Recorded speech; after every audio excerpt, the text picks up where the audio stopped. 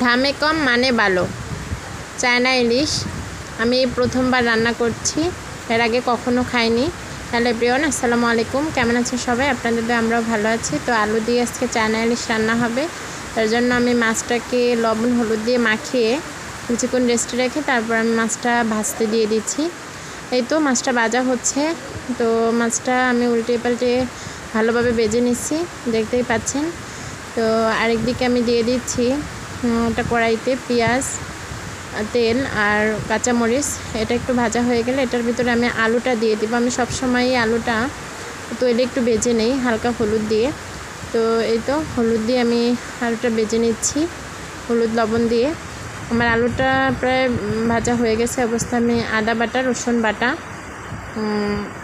আর হলুদের গুঁড়া, মরিচের গুঁড়া সবটা অ্যাড করে দেবো ভালোভাবে কষিয়ে নেওয়ার জন্য। এই তো কষানো হয়ে গেছে। আমি এখানে একটু কুসুম গরম পানি অ্যাড করে দিচ্ছি, দিয়ে দিচ্ছি জিরা গুঁড়া, ধনিয়ার গুঁড়া। এটা মরিচ অন্যান্য মশলার সাথেও দেওয়া যেত, আমি ভুলে গেলাম, তাই এখন দিচ্ছি। এই তো আমার মাছটা হচ্ছে, দেখুন আমার মাছটা প্রায় রেডি। খেতেও আশা করি মজা লাগবে। সবাই জানাবেন কে কীভাবে রান্না করেন। ভালো থাকবেন সবাই। আসসালামু আলাইকুম।